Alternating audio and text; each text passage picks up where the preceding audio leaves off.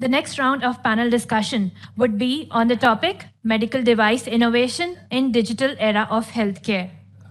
In this panel discussion, our expert set of panelists will deliberate all about technology and data that is driving the future of the medical device industry. We are very honored to have very eminent dignitaries of medical device sector present with us both virtually and physically. To join us virtually, I invite Professor Chin Han Chang, who is the Professor of Department of Biomedical Engineering and Director, Medical Device Innovation Center from National Cheng Kung University, Taiwan. He is joining us virtually. We have Mr. Kevin Sung, who is the Director of Marketing of BD Division, Insight Medical Solutions, also joining us virtually.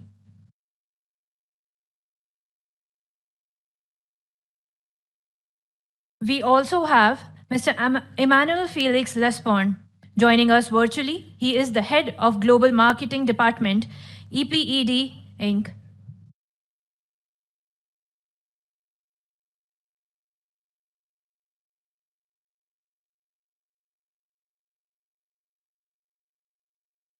We'll be starting with this session shortly as soon as we're done with the preparations.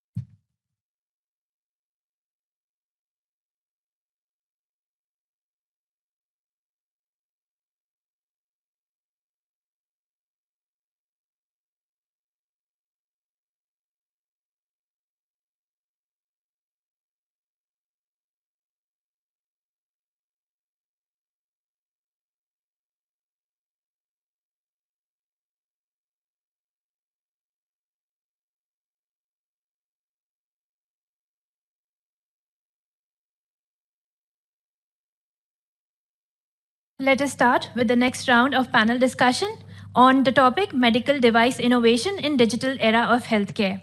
To join us physically, I invite Mr. Rajiv Nath, who is the Forum Coordinator of AIMED and Managing Director of Hindustan Syringes and Medical Devices. Sir, please join us. Next, I invite Mr. Gaurav Agrawal, who is the Managing Director of Innovation Imaging Technologies Private Limited, to join us. Next, I invite Mr. Abhinav Thakur, who is the Managing Director of Accurex Biomedical Private Limited, to join us. I also invite Mr. Sanjay Jha, who is the co-founder of Collateral Medical Private Limited, to join us. This session would be moderated by Mr. Sanjay Jha. So over to you now, sir.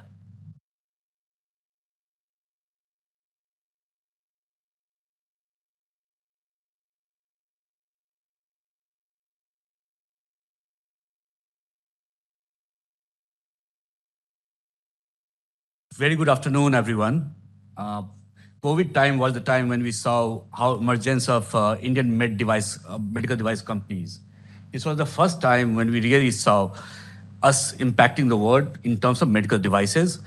We contributed wholeheartedly with vaccines, with syringes, hand sanitizers, masks, PPEs, and many other medical products. Especially, we contributed a lot in the digital technologies. While per capita spend on medical devices in India is very low, it's only at USD $3 right now, compared to global average per capita consumption of USD 47 as well for USD 47. In some of the developed countries, what we see in the US, we see USD 415 per capita consumption. In Germany, we see USD 313. But we are working overtime on making it better for us. Digital healthcare had been and would be huge enablement for Indian healthcare system. Domestic players who contributed, who constitute around 65% of the medical device manufacture in India, okay, focus on low cost, low technology devices such as consumables and disposables, catering to local consumption with limited exports. But now again, we have seen emergence of some high-tech players coming in slowly and slowly. We have a very esteemed panel with us. The very interesting part about this panel is we have people who have been doing wonderful in making, proponent of Make in India. They have built very successful companies. And we have people from Taiwan who want to help, bring in their product to India to help better our healthcare system here. So over to speakers now. First question I have is for Mr. Rajiv Nath. Mr. Rajiv Nath, India is constantly improving in global innovation metrics. In your opinion, what is missing in India's draft medical device sales policy? Your views on global medical devices nomenclature, GMDN or UMDNs. Over to you, sir. Mr. Sanjay, and thank you for the opportunity to speak over here at this August panel. We very welcome the India's initial draft approach paper to the medical device policy. And it's got many ingredients which, if they are taken forward, will definitely help propel India to become, I would say, from the current number 4 position that we are as a medical device market to the number 2 position. And there is no reason why we should not be, because number 3 and number 4 are Japan with hardly 125 million population and Korea with hardly 52 million population, whereas India's population is 1.4 billion. The 50 manufacturing clusters that we envision to be there in the next 25 years are very much required and they need to be strengthened.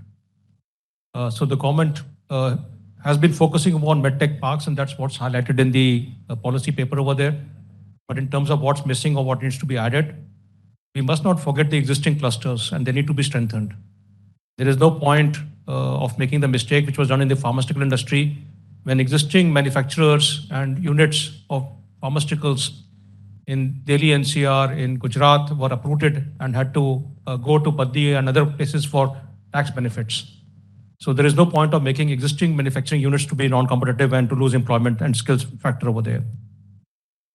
We also feel that going forward, the policy mentions about affordability, but does not mention how to achieve affordability.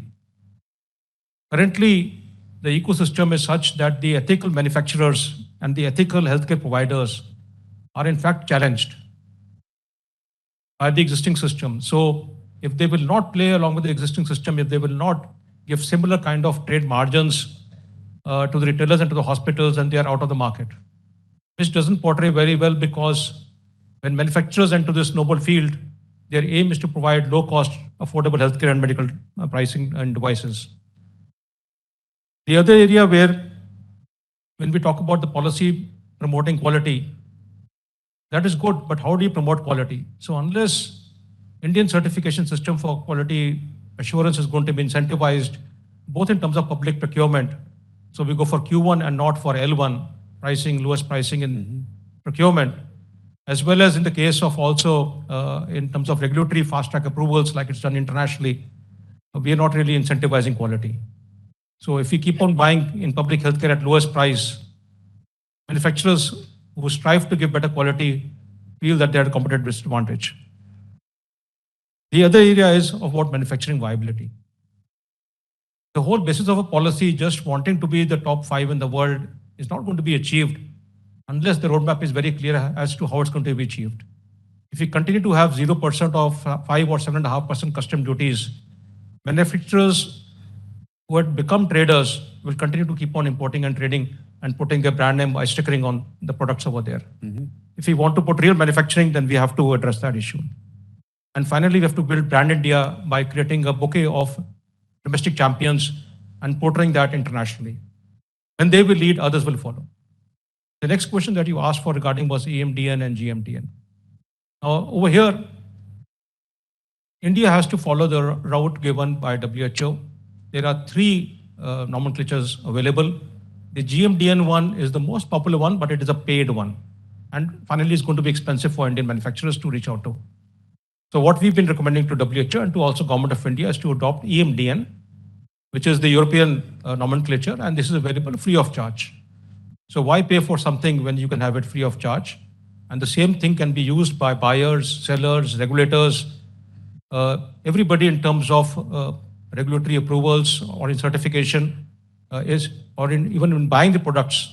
Because many times what we find is even now when you have the list of classification on the CDSO website, the nomenclature used over there has been picked up from somewhere.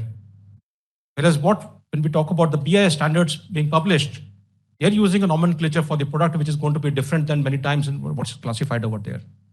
So it has to be all harmonized, and the EMDN is a good starting point. Thank you. Thank you, Mr. Nath. Mr. Gaurav, you have been at the forefront of high-tech manufacturing and high-tech product development in India. So an amazing job done in that area. So areas of opportunities and areas of concern when technology is driving futuristic healthcare. Which such futuristic innovations, you see impacting India in a big way? What's your take on that? So first of all, my sincere thanks to VOH and Sanjay for making me part of this August panel. It's a very pertinent question that you ask about innovation and technology driving healthcare.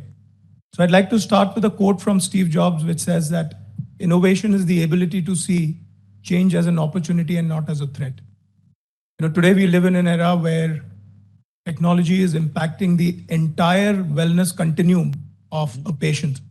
Whether it is prevention, right from prevention to diagnosis to treatment to follow-up. So there are 3 ways in which this can be answered, or 3 perspectives from which this question can be answered. One could be a healthcare giver's perspective. Second could be a patient's perspective, and third could be a medical device manufacturer's perspective.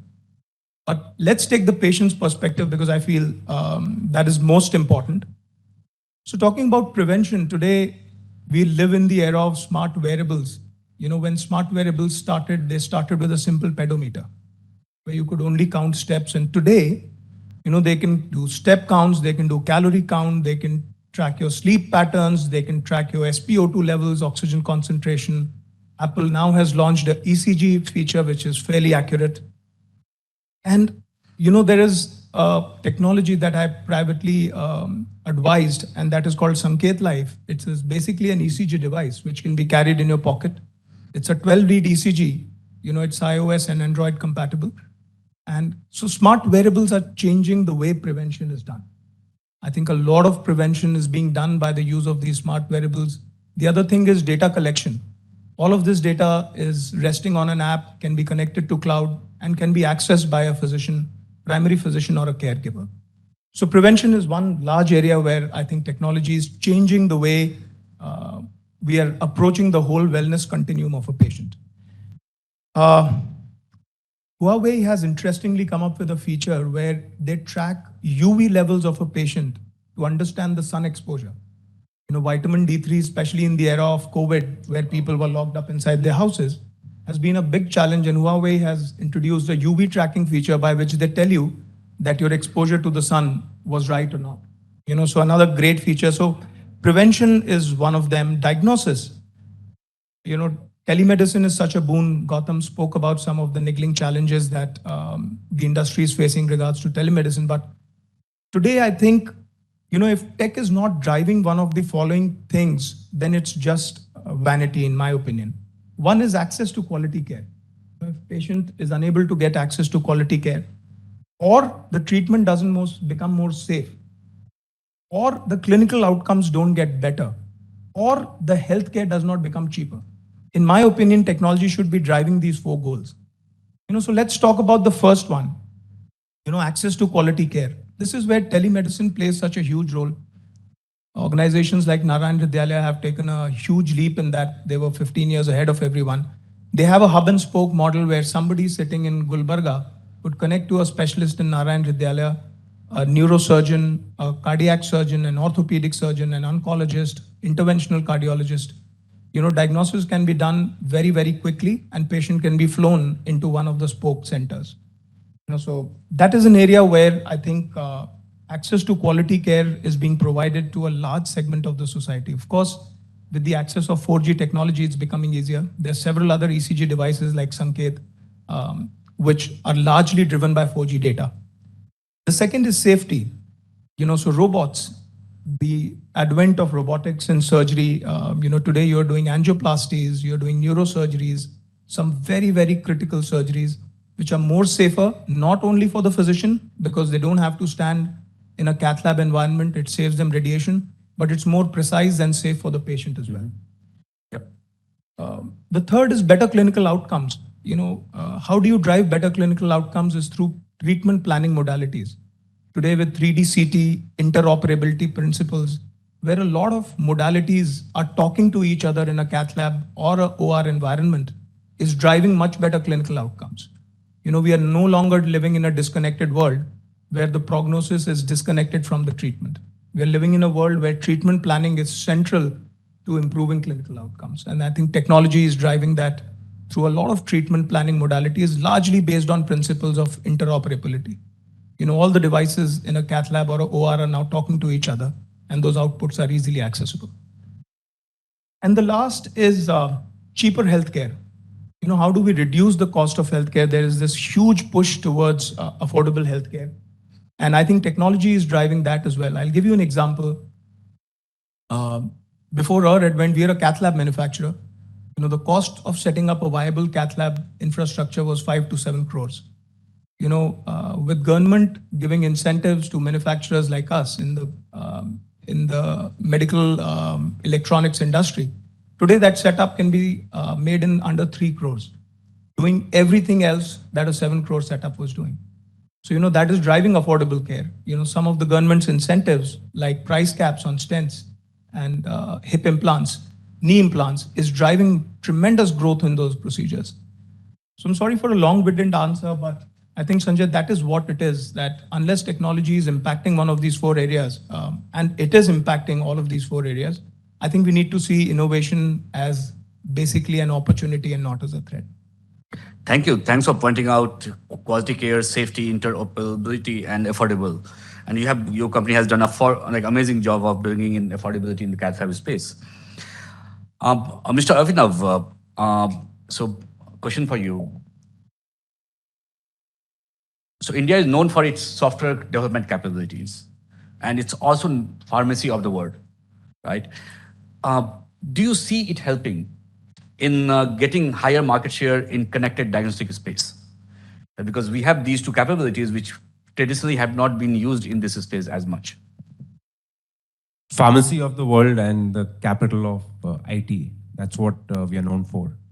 And I think this is a great achievement we have achieved. And the interesting part is now when it comes to diagnostics or medical devices, it's a combination of electronics, software, and biochemistry or immunology, life sciences.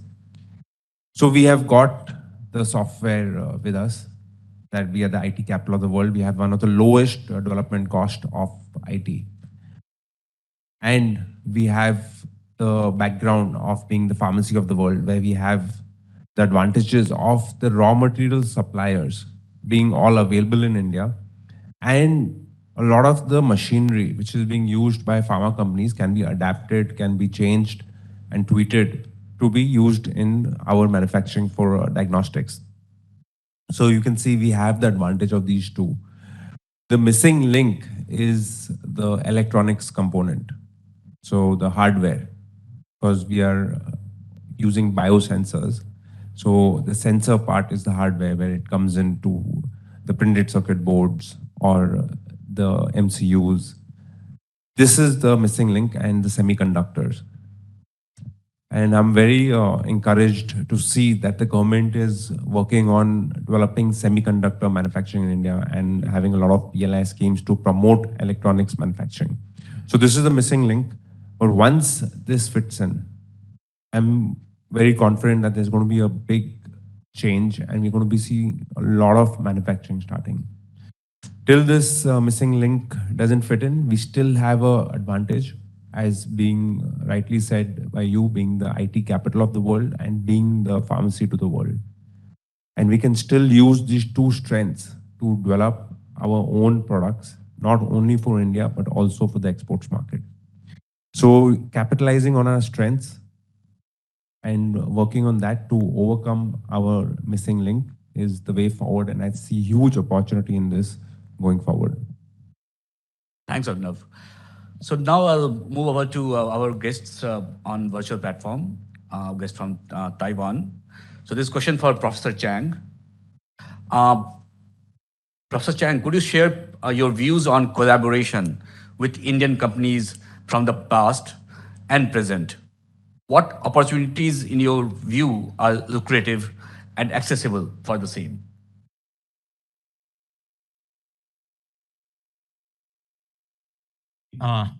Mr. Sanjay, thank you for your question here. Let me first express my sincere appreciation of having me in this conference here. Okay, before I respond to the question, let me spend 1 minute, okay, to introduce myself, especially my department here. Okay, my name is Qihan Zhang. I'm currently a professor in the Department of Biomedical Engineering, National Cheng Kung University, Taiwan. Okay, this department, in addition to its great research performance, is also earned a reputation in the very successful research translation platform, okay, for medical devices especially. One of the reasons for this successful translation achievement is the Medical Device Innovation Center, MDIC, in our university, NCKU here. And this center plays a major role in linking the researcher, the medicine professional, as well as industry partner. Okay, we work together in this platform to translate very good research in our university into a real product or some policy, okay, in our country, especially for the healthcare. Okay, for the past 8 years, we have held and established 18 startup companies, as well as several technology transfer in medical device. So if you are interested in cooperating with Taiwan medical device research or industry, okay, you are more than welcome to contact us. Okay, now, okay, return to the question here. Okay, I think everybody knows that Indian is a huge market in terms of population, and the booming economic bring an excellent opportunity for many companies here. However, I think in order to enter a foreigner market such as India, you need to get in touch with its culture, and you need to get to link with the right person. Okay, especially concerning the medical or the healthcare domain. And for the big company, the international company, they have the resource, okay, to link with all these necessary components here. However, for a small or medium business, or even a startup company, it is necessary to do it more efficiently. I think first, in order to get opportunity of Indian market, for this small and medium business or startup company, it's necessary to identify a right platform, okay, to enter the market. Okay, you have to identify the right partner, okay, identify the right institute or the right industry partner or even the right market sector, okay? Then you have to deliver an innovative product or solution, okay? then this solution can take advantage of the Made in India, okay, ability of the more affordable technology.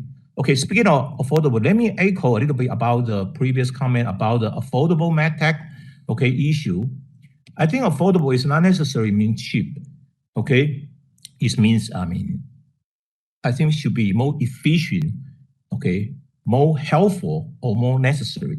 In Taiwan, especially from the ICT, okay, industry, we have the advantage to develop a 3S, technology that is small, okay, simple, and smart. And I think this is very helpful for the digital medicine, okay? However, okay, for the digital medicine, I have to emphasize that bringing the digital technology, you have to come with the change in practice or change in the mindset.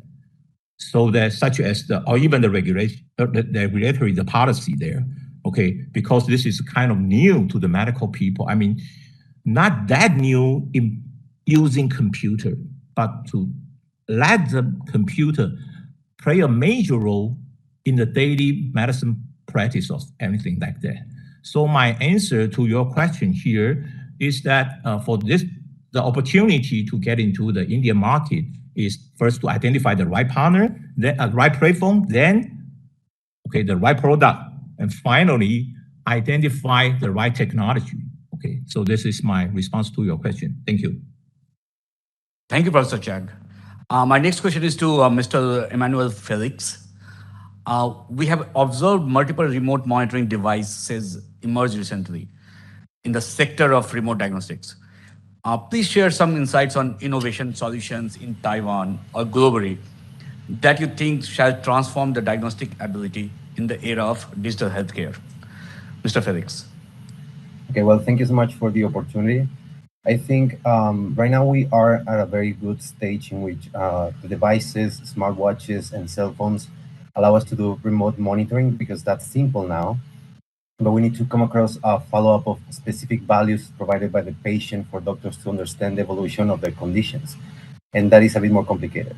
The remote diagnosis is ideal and very much necessary. However, we are still depending on studies and results that are not accessible for patients or not as user-friendly or DIY for patients to take blood samples, for example, and send them to a reading result in order for them to obtain accurate diagnosis.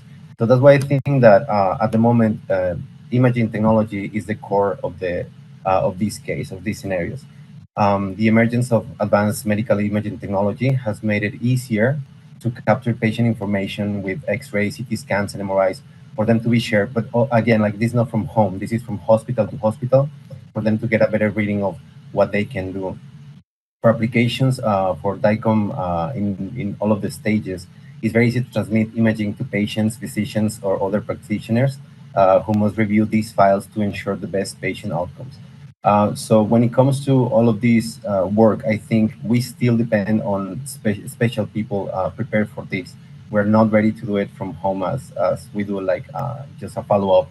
And we are getting closer to it, but we still depend on many other third-party, I don't know, like doctors, physicians, for them to ensure that the results are read in the right way. Thank you. Welcome. So, sorry, you were going to add something? No. Okay. So now over to Mr. Kevin Sung. In order to achieve the aim of widening Taiwan's manufacturing footprint, what are the future endeavors, in particular in medical device organizations in Taiwan? Mr. Kevin. You are not audible, sir. Not yet. Sorry? Okay, can you hear me? Now you are. Okay, yeah, thank you for the invitation. It's my honor to participate in this panel discussion today. Okay, let me introduce our company, Insight Medical Solutions.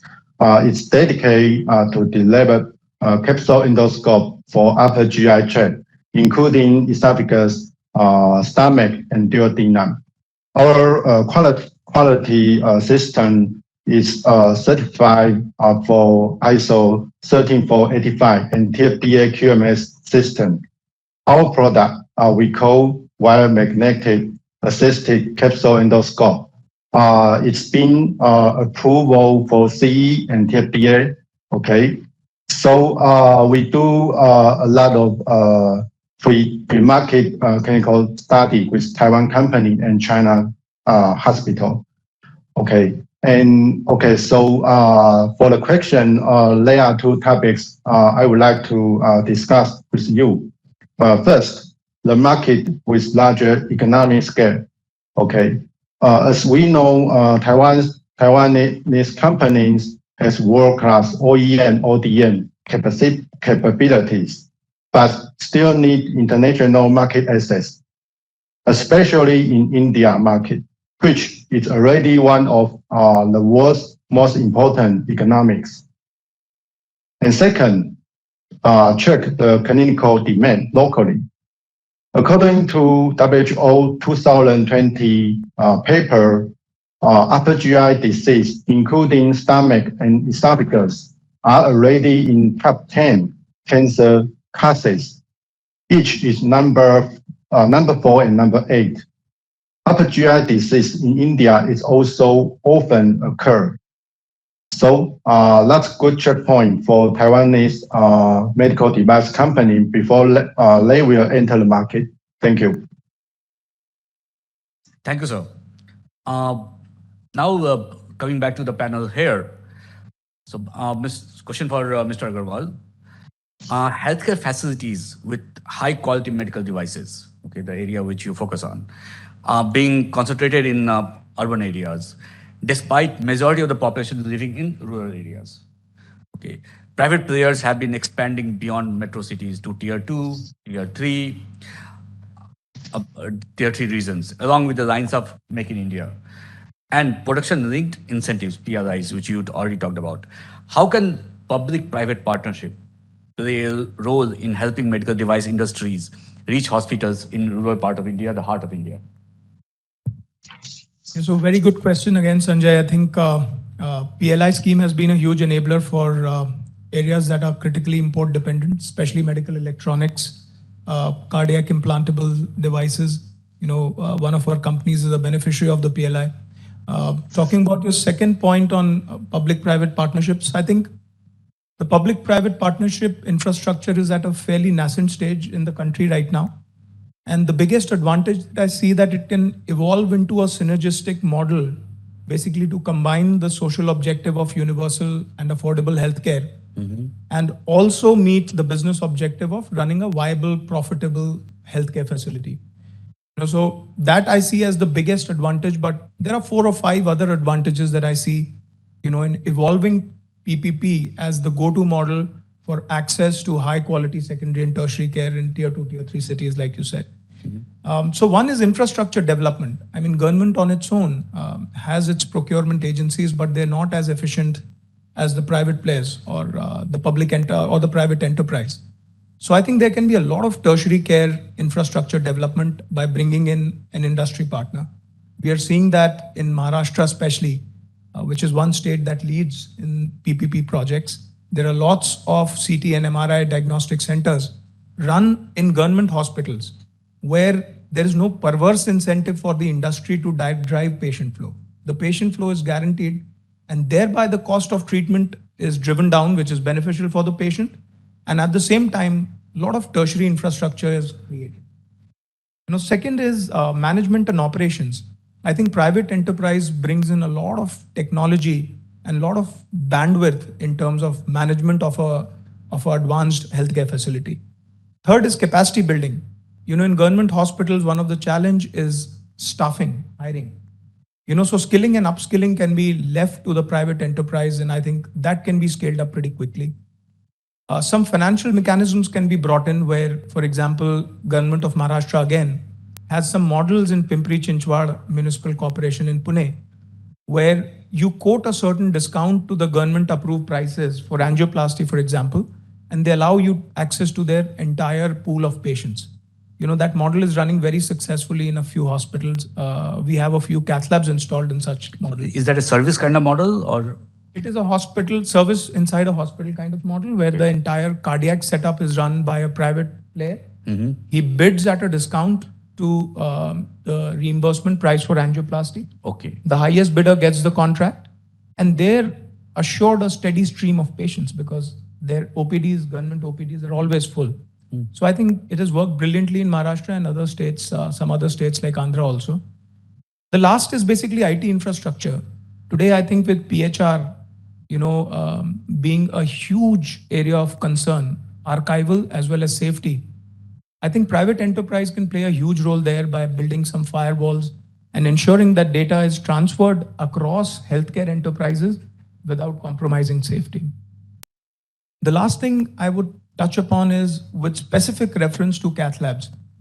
All of us know that cardiac disease is the #1 killer in the country. We lose about 3 million patients every year, about 6 times the size of people that we lost due to COVID. In COVID, we lost 500,000 people, 500,000 Indians. That is the scale of the problem that we have. Despite that, with 70 million patient population suffering from cardiovascular disease, there are still less than 1 million angioplasties performed in the country. We have 740 districts in the country. Less than 240 districts have the availability of a cath lab. Only 1/3 of the country districts have availability of a cath lab.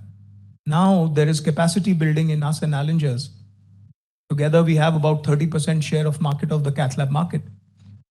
Why can't we arrest this mortality by getting into public-private partnership models where, very high quality, affordable cath lab can be installed? And there are several such examples. CT scans, MRIs are now being built in India. Several very high-tech equipment are being built in India, ventilators, for example. So I think public-private partnership is at a nascent stage, but that is the way to go if we want to deliver last-mile connectivity for affordable healthcare. Thanks. So I belong to Darbhanga, Bihar. So we have an airport, but we hardly have any cath labs there. I think very, very few out there with the population we have. I'll see you after the session. Great. So question for you, Professor Chang. Please talk about innovations in the remote diagnostic space happening in Taiwan, which Indian healthcare can benefit from. You're on mute, sir. Okay, this is a tough question, Okay, especially in Taiwan. Yeah, because You're still on mute. Can you hear me now? You still cannot? I'm sorry, can you hear me now? Now you're audible. Please go ahead. Okay, sorry. Okay, this is a tough question, for Taiwan, to answer this question. Because, we have a very good health insurance, the nationwide health insurance. And we are kind of crowded with all this clinical site and hospital, especially the medical center. So it's not that important for us, at least before the pandemic, to develop this kind of remote telemedicine or something like that. We do have very good ICT technology in Taiwan, but to put it into Taiwan medicine practice is not that easy. Only now because of the pandemic, our government is kind of realized we have to do it. Even it's so convenient to go to the hospital for maybe 90% of our population. You can take a bus or take a taxi within 20 or 30 minutes. You can go to a major hospital or some kind of medical center or something like that. So, but again, back to my previous comment about the first question there.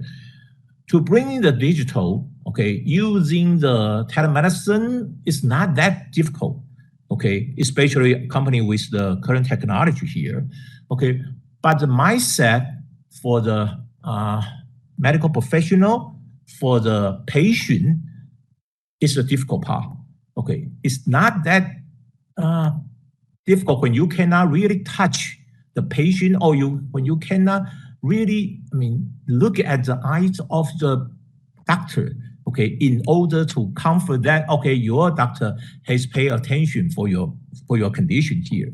So again, let me back to your question here. Okay, our experience is kind of limited, but at least we know that technology is not the most important part. The most important part for telemedicine or remote medicine is the government policy. Okay, it's the mindset of the patient and the practice of the medicine. Okay, we have to understand these three issues first. To solve these three issues first, then it's possible to develop, okay, this kind of remote medicine, okay, in the health society here. However, the technology is suitable for other, okay, countries such as United States. It's not that easy for their people to get access for medicine, okay, facility or something, okay. But even in that kind of condition, the remote medicine is important still how to connect with your patient and the medical professional, not just using a video, but have something else to connect with. I think it's very important. And perhaps this is one way of using the Meta Universe, okay, the VR, MR or something. I think our government now is kind of trying to promote this kind of technology, okay, the VR, MR or AR technology in the medical domain. But it's still, we have to wait to see the outcome, okay? And again, back to the affordable, okay? Even the technology is good enough, okay? Is it affordable? Okay, it's more efficient than a real person. Okay, that's my response to your question here. Thank you. Thank you. I think one of the challenges of digital domain is emotions, right? We cannot bring emotions as much as we can bring it out physically. So with Meta and VR, it might be a better emotional state people can be, perhaps. Thank you. Yes, sure. Mr. Rajiv Nath, question for you, please. For making India a leading global innovation economy, what kind of role is streamlining regulations play? Further to that, what are your views on standardization of compliance requirements and establishing uniform code for marketing medical devices under the draft medical device policy?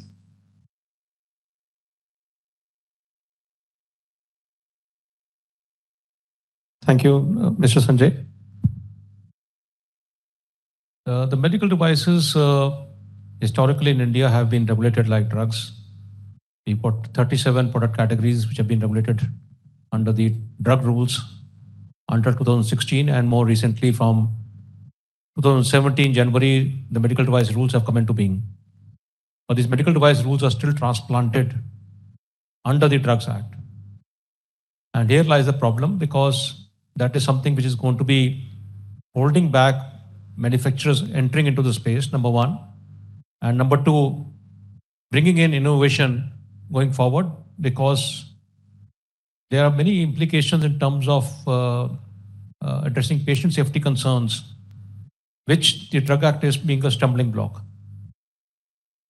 So just to give an example, when we had the onset of COVID, the biggest issue that was being raised in the press was access to ventilators and oxygen therapy equipment. Many innovators had come forward and tried to give a 10 lakh rupee ventilator at 50,000 rupees without the bells and whistles.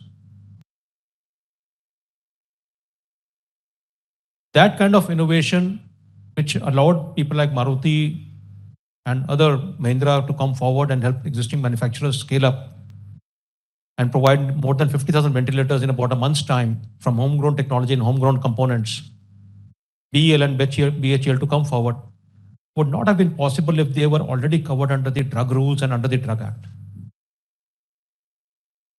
Going forward, it will be very difficult for manufacturers to get a license, prove to regulators that their innovation or what they're trying to make is going to be safe, because the kind of evaluation and the submission of documentation that is required is going to be a huge stumbling block. And this is where Niti Aayog realized the problem. So they have drafted a medical devices bill, which talks about patient safety, which talks about efficacy, which talks about innovation. Just to give you an example, if there's a quality issue with my spectacle lens, or if my friend here is wearing a contact lens, and theoretically, if the lens cracks, it's going to be more injurious for him or more injurious to me. And if something goes wrong, the regulator will be holding the manufacturer with the same stick for having a contact lens which is being injurious to the patient, which is embedded in his eye, or an intraocular lens which is embedded in the eye, more than a contact lens as an implant, versus a spectacle which is external to me.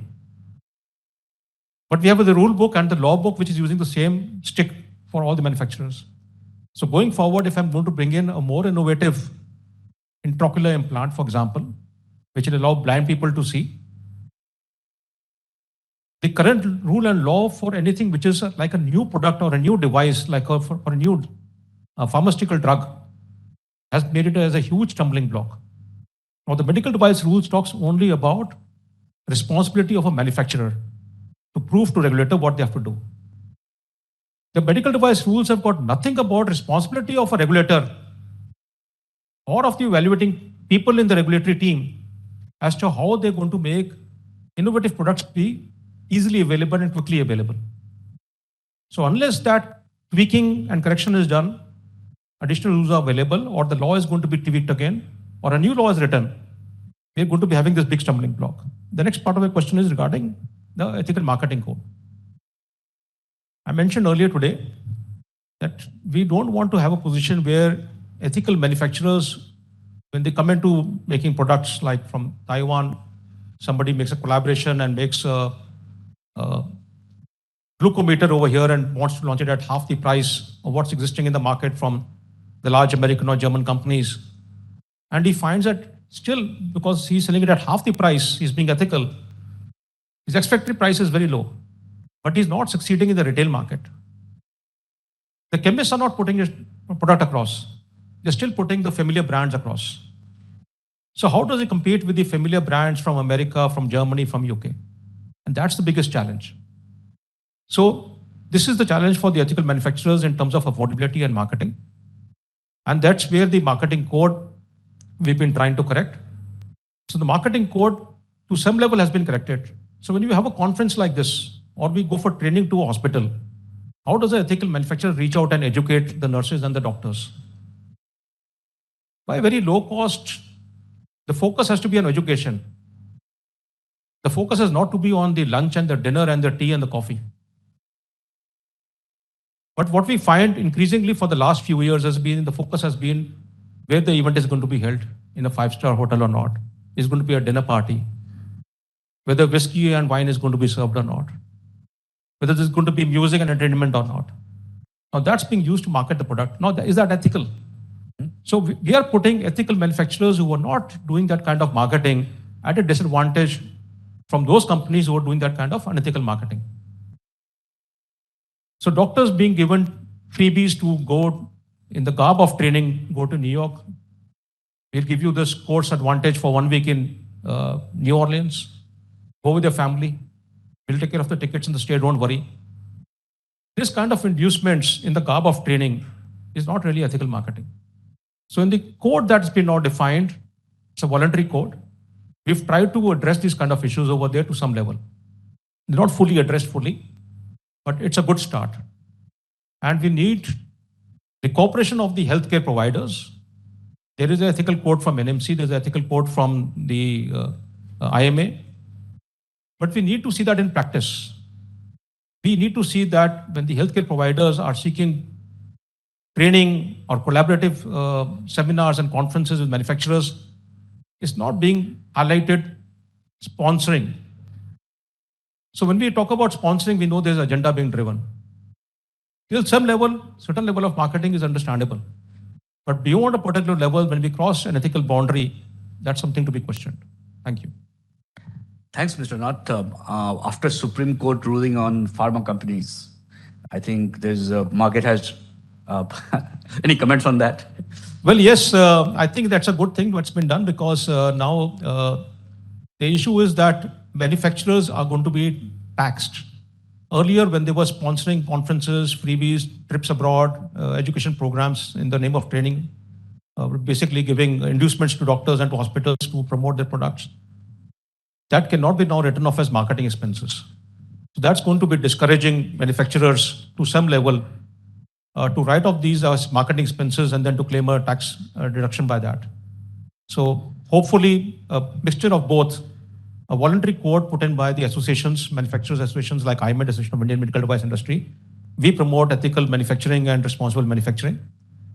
And the leaders in that field over there, basically we request them that they must provide the conduct by themselves so that the other smaller manufacturers follow in the same manner. They should not feel that the ecosystem can only be where they have to survive by playing the same game as a Me Too game. So we're trying to create the system over there, and the Supreme Court has put that in the right direction. Thank you. So now my next question is to Avinav. To reduce the supply gap by lowering reliance on medical device imports and growing the local manufacturing footprint, Make in India is making big impacts. Okay. As per you, what challenges lie in the way of further reducing India's import dependency? 80% of medical devices are still being imported in the country. This is a very well-known fact, and we discuss it in every conference.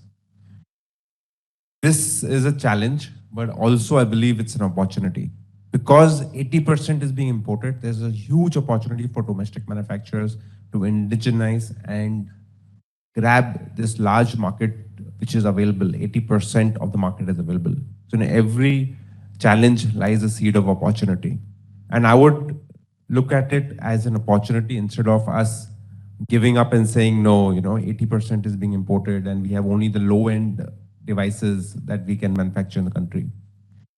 If we want to understand the genesis or what is the problem that is stopping us from achieving more and more of indigenization, we look at the entire business cycle.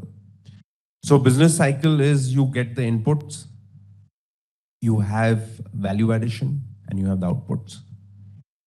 In inputs, there's labor, there's land, and there's capital. In India, we have no shortage of labor. Being one of the most populated countries in the world and having the best universities like the IITs and IIMs, where we are all exporting talent outside India. If we have opportunity in the country, we will have a lot of talent in the country and not have a brain drain. So labor is taken care of. Land, I think there's enough land, and with the medical devices coming, parks coming up all over the country, it's coming into a plug-and-play model, and you don't have to go under the license Raj and take permissions. You can just get into the medical device parks and start your manufacturing. So land is taken care. Capital, the third, capital. There's no shortage of capital today, I feel, in India. You can see a lot of venture capital coming into the country. There are 80 unicorns, companies who have more than $1 billion valuation, and they are all being funded by either private equity or the capital or foreign institutional investors. So if you look at labor, land, capital, these three inputs into the medical device industry are taken care of. So what is missing? The missing link is the value addition which comes from technology. As the medical device industry is extremely technology intensive, globally 5% of the revenues are being spent on research and development by the leaders in the industry. So we have a missing link of technology. And this is the reason you look at it, a lot of the high-end medical devices are being imported into the country. So if we can get the link of technology connected, and we have all the inputs, land, labor, capital, and technology, we will definitely get the output, which is the medical devices at the higher end of the spectrum. So if you look at Japan, right, in my industry in diagnostics, Japan is the market leader. They are manufacturing the hardware, the analyzers, which are being sold by US and European companies also. They are buying it from Japan and they're selling it all over the world. So if you look at the history, why Japan has been so successful, they have patents in HDL, LDL cholesterol, and a lot of other reagents, where they were the only suppliers of these reagents to the entire world, right? A small country. So what was the reason they were successful? They had a Japan Agency for Medical Research and Development with a $133 million budget. So this is something, if it comes in, and I'm very happy to note that Department of Pharmaceuticals that made India the pharmacy of the world is now Department of Pharmaceuticals and Medical Devices. And we can see a lot of more investments coming in, which will help us to bridge the gap of technology. Another challenge of Make in India that we are facing is in our HSN code, the GST code at 9027, under which imports are happening into India, there's 0% import duty. Oh, wow. Yes. But the sad part is on the spare parts. This is the tubing, the pumps, the motors. The import duty ranges from 7.5% to 15%. So till this anomaly is corrected, where the import duty on the finished product should be higher than the import duty on the components. So Avinash, so just to understand, so we are saying that if you want to bring in spare parts and kind of manufacture here, it's going to be much more expensive. Correct. Than just getting the ready-made product. And that's what we call the inverted duty structure, is known as, and that's the reason, that's a big challenge. And I'm happy that in the last budget, this was corrected for some of the products, wherein the diagnostic products were at 0 duty and they were shifted to 5% duty to encourage, to nudge the manufacturers to start manufacturing. And I'm hopeful in the coming budgets with Mr. Rajiv Nath being a big voice through AIMAD and pushing for this. I feel this should also get corrected, and this will give a lot of impetus, encouragement, motivation to manufacturers to invest and start manufacturing in the country. There is also BIRAC, Biotechnology Industry Research Assistance Council. They have helped more than 500 startups with 115 IPs. So any of the people who are interested, they can also approach BIRAC for financial assistance to bridge the technology gap and get intellectual property rights. So I feel these three things which can be done, as Japan has created a fund for technology. Correct the import inverted duty structure, which is very important to encourage the manufacturers. And BIRAC kind of agencies through the government taking up a further role. Sure, please. I'd like to add on that. Now, technology can be seen in two perspectives. One is technology from the user angle, where you are seeing a cath lab being produced with a more innovative or latest features, or a wearable device, or an X-ray machine with AI features or whatnot. Or it can also be seen from the manufacturing angle. So manufacturers themselves may be making very simplistic consumables, which may not look high technology to the bureaucrat or to the doctor, but which can be having an involvement of very high technology, so that they are produced in millions and billions and becomes very, very affordable by the buyers. And the quality becomes consistent. So that becomes a part of technology to make consistent quality when you make millions and billions of pieces in mass production over there. And that's where, again, manufacturers need to invest in technology over there to be competitive globally.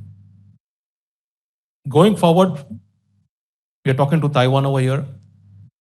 One of the areas where I think we need to have a refocus and correct the concept is regarding whom do we tie hands with in time of getting technology, whether to make the product, technology to make the product as mass produced in the country, or technology to satisfy the user needs by the latest innovation.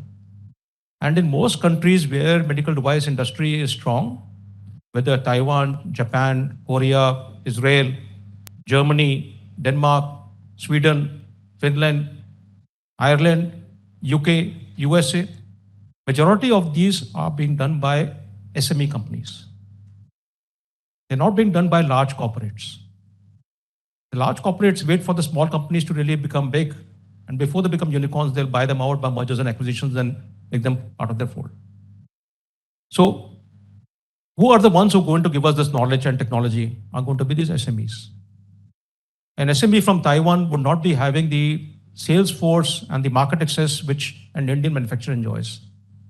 But yes, he has the knowledge, he has the technology, and he can lend his technology to me. I can pay royalty on that technology. I can use my sales force to exploit that technology, and it's a win-win for both. And if he feels that, yes, there's money to be made, he can go to the next step from collaborations to a joint venture where he supplies the plant and machinery as part of his joint venture and subsidizes the cost of the franchise to have a larger expansion so that both gain from the profitability of the venture over there. So it's not only by FDI that we're going to be getting technology, high-end technology, or by PLI schemes. I think Indian manufacturers have got a very big advantage in terms of precision engineering, in being fair business people. We just need to reach out to the right collaborators in Taiwan, Singapore. And this is, I think, where institutions like yours, Professor Chang, Voice of Healthcare and IMED, we can play this bridge role over there of making sure that this innovations which you're creating over there can be commercialized in India. Thank you. Thanks. Actually, that was going to be my next question for our team from Taiwan. Question to Mr. Kevin and Mr. Emmanuel. What can India learn from Taiwan? And what opportunities of collaborations lie between India and Taiwan for upscaling futuristic innovations in medical devices? So, Mr. Kevin first. Yeah, thank you. Thank you. There are two topics I would like to discuss with you. First, clinical unmet needs. To dig out clinical unmet needs is most important thing for medical device startup companies. The smartest students in Taiwan is studying for medicine field and become a doctor after they graduate from school. And most of important medical device startup companies in Taiwan will talk to KOL doctors to figure out clinical unmet need before their product, before they will develop proof of concept products. Furthermore, most of medical device startup companies in Taiwan will do pre-market clinical study with Taiwan hospital before having medical device certification approval.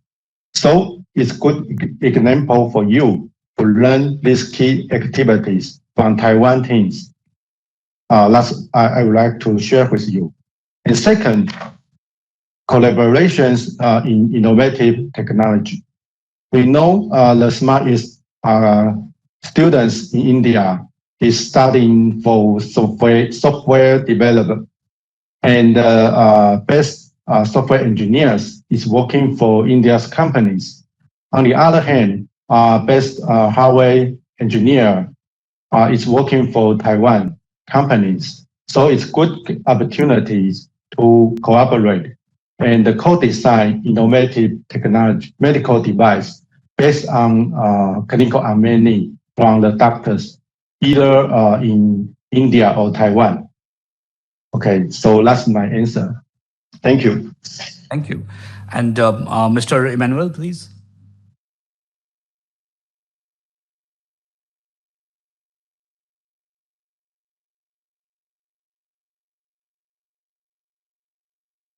Mr. Emmanuel, can you hear me?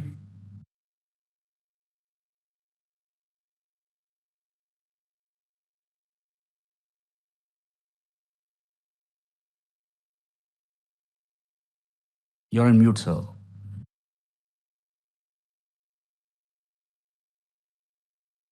It is not. So, yeah, I left, I think. So, can I ask the same question to Professor Chang? Yes, great. I mean, can you hear me now? Yeah, I can. Okay, great. Okay, let me begin by sharing a replacement of the import medical device product story. Okay, about 15 years ago, okay, we proposed to our government to establish a biomedical industry cluster in our Southern Taiwan Science Park. At that time, we aimed for the dental implant. Okay, because near the science park, we have a cluster for the screw. Okay, as far as I know, at that time, about I think 20 or 30% of the screw is exposed and manufactured in that cluster. Okay, in Southern Taiwan. Okay, so we proposed also at that time, all of our dental implant is import. Okay, so we try to establish, because we have the technology, so we try to establish this kind of dental implant medical device product to replace the import okay, especially from the Korea, as far as I know. Okay, so we successfully attract at least about 10 companies to this domain.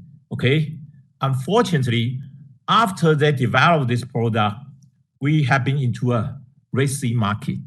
Everybody is compete with the price.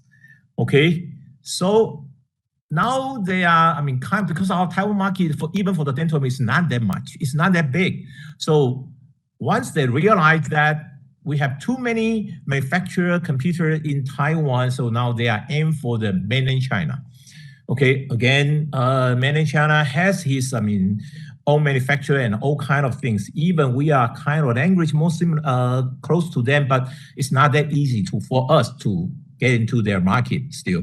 Okay, but let me echo, okay, about the cooperation. Yes, I totally agree that if we can set up some kind of cooperation between Taiwan technology and with your domain, your domestic market, okay, you also have the advantage to provide the affordable or I don't want to say cheap, but it's kind of reasonable price, okay, in manufacturing a medical product, and you have a market big enough, okay, to receive, okay, I don't want to say innovative, but better medical device, okay. In that way, so all we have to identify is what kind of medical device or what kind of technology we can work together, okay, to have I mean this kind of product developed in the Indian market. So I think I don't want to say India can learn from us, but we can learn from each other because our two sides have different kind of culture and different kind of market characteristic. So I think if we can try to make up some kind of cooperation between us, we really can, even we can share the world market, okay, in here. So this is my short answer for your question here. Thank you. Thank you, Professor Chang. So thanks a lot, esteemed panelists. This was amazing learning for me. I think everybody here, we heard lots of good information. We got some very good details. The medical device sector in the country has the potential to grow at a cumulative annual growth rate of 35% and reach $50 billion by 2025 and become a global hub of medical devices production. We are looking for an exciting era ahead. Thank you.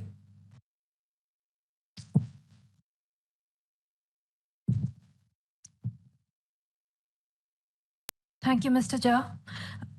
That was so expertly driven. I thank all our guest speakers for staying with us, both virtually and physically. Thank you so much. Now I request Mr. Akhil Dave to please felicitate Mr. Rajiv Nath.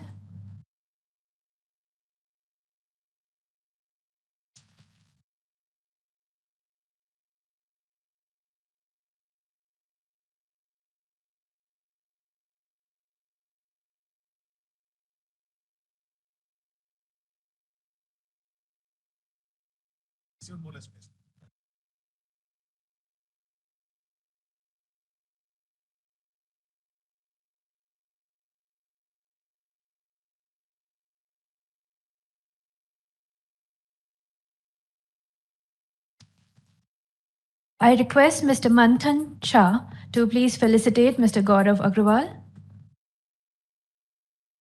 I request Mr. Naveen Nishchal to please felicitate Mr. Gaurav Agrawal.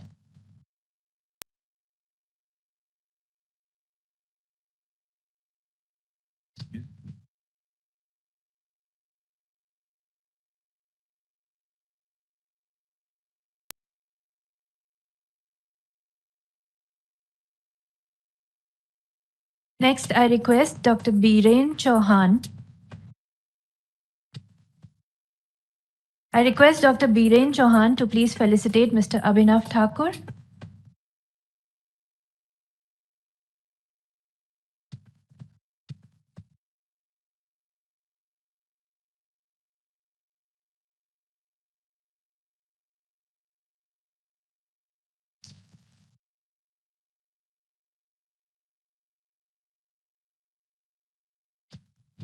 I request Mr. Ravinder Singh to please felicitate Mr. Sanjay Jha.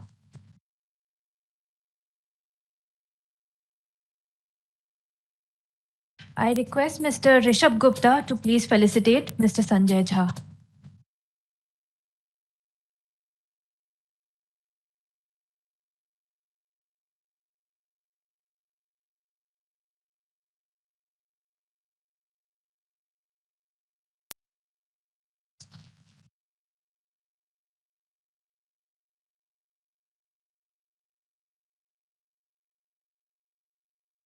Thank you so much. You may please take your seats. With that, we wrap up our second round of panel discussion.